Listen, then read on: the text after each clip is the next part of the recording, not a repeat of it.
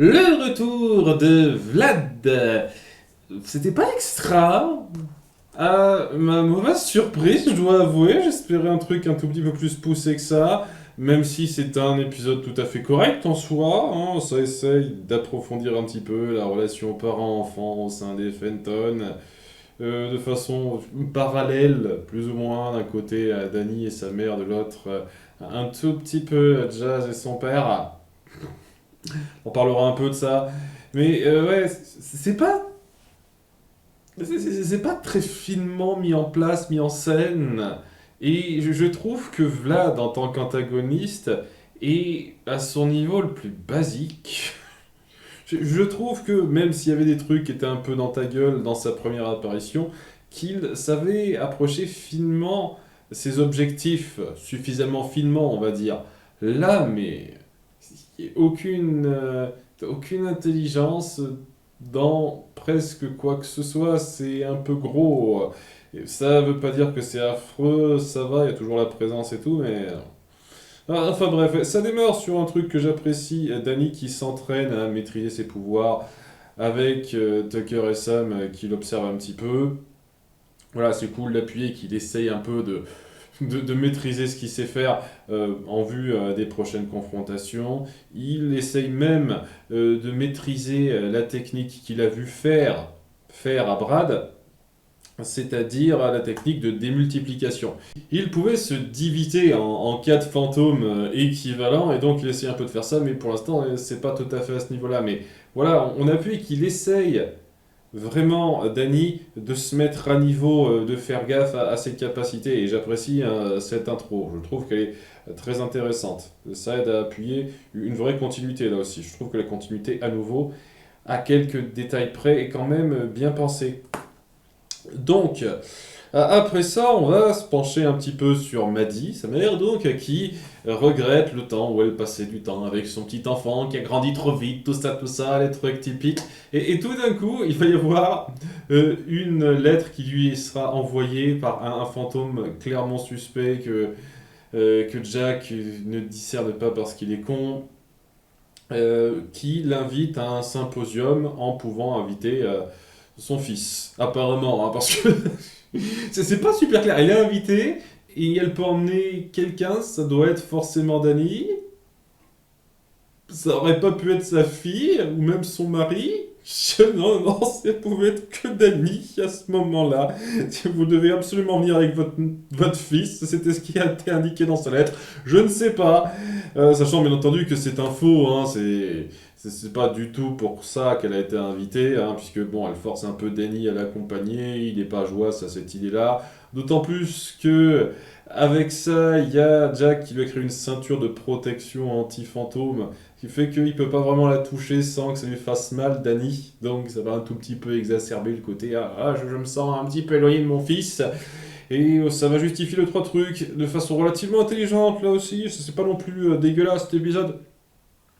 Donc, en étant dans l'avion privé qui les emmène au symposium prévu, eh ben, va y avoir l'aviateur qui va sauter de l'avion en marche, à un endroit qui n'était pas du tout prévu, et ils sont donc en urgence, l'avion va se cracher, et elle essaye un petit peu de faire quelque chose, m'a dit. Et Danny va essayer de se manifester sous forme de fantôme pour les sauver, parce que c'est quand même plus important qu'il sauve sa vie et celle de sa mère plutôt qu'il garde le secret, évidemment. Seulement, voilà, il y a la ceinture qui l'empêche de vraiment faire ça.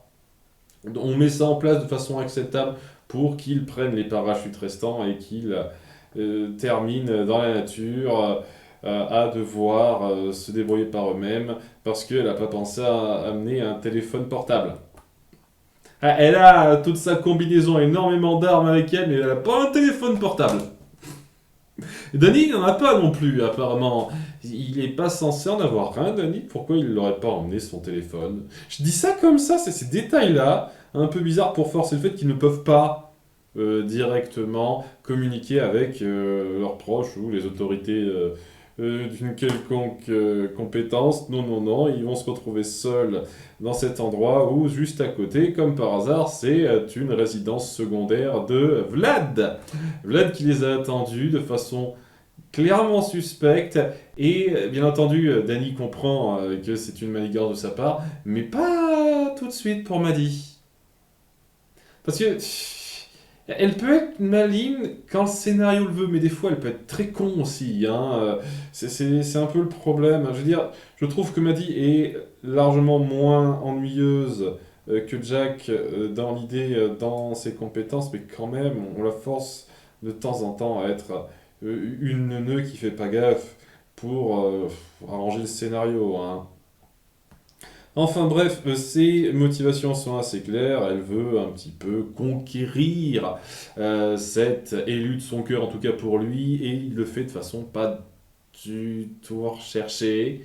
Il lui dit carrément, de façon pas subtile, qu'il a des sentiments pour elle et qu'elle devrait quitter Jack, vivre avec lui ici pour toujours avec son fils, si elle veut.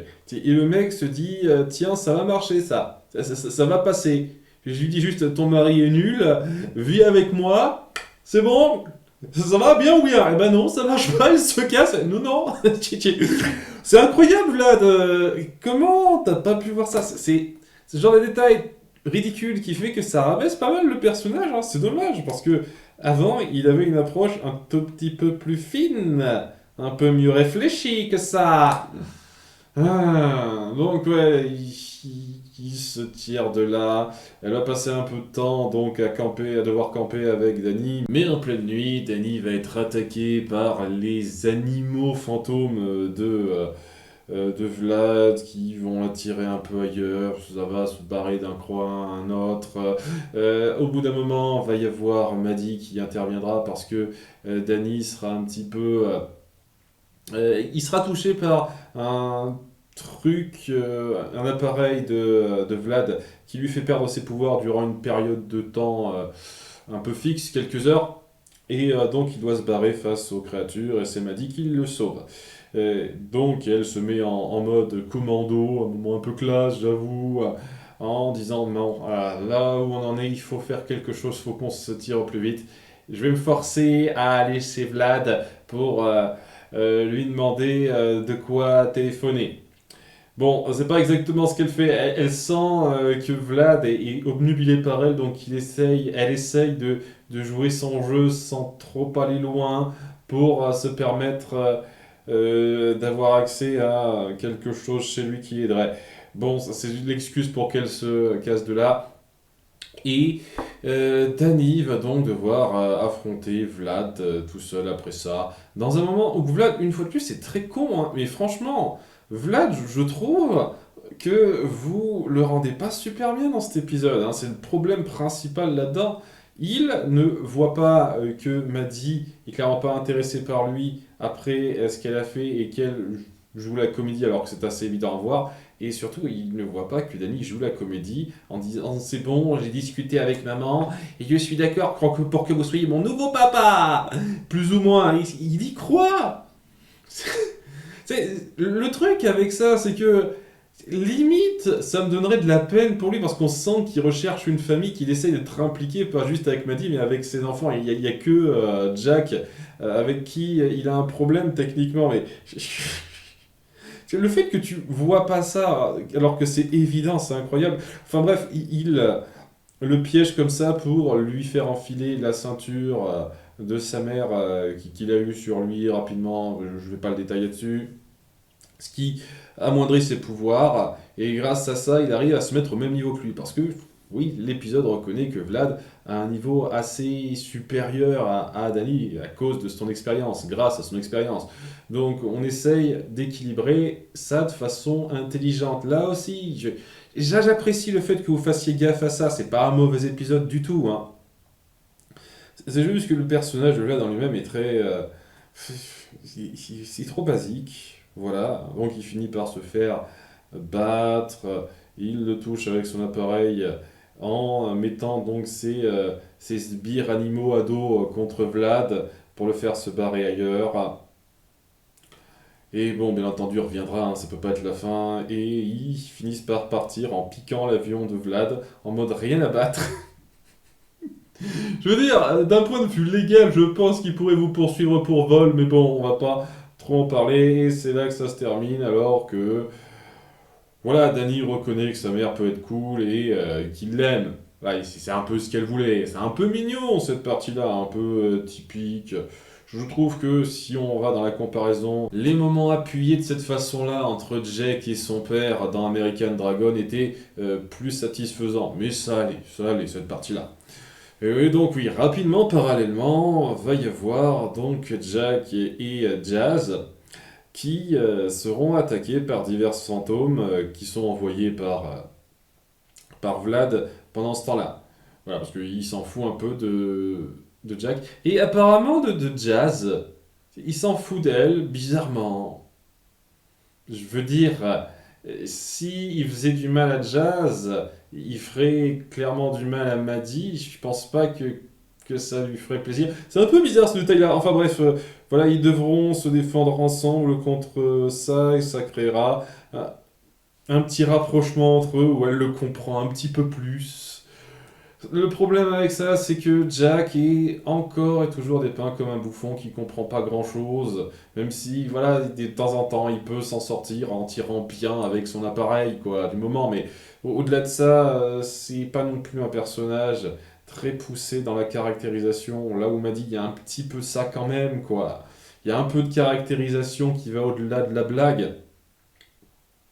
Ce qui fait que le rapprochement entre Jazz et Jack, ouais, ça va sans plus. Il y a une idée qui est pas dégueulasse, donc j'apprécie. Et puis bon, ça montre qu'elle s'intéresse davantage au délire de sa famille Jazz, donc c'est cool. Mais voilà, Jack, sa caractérisation n'aide pas.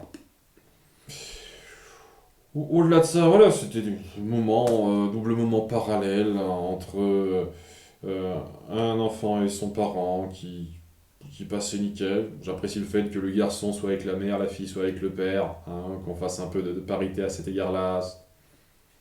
Ça va, c'était tout à fait mignon, acceptable cette partie-là.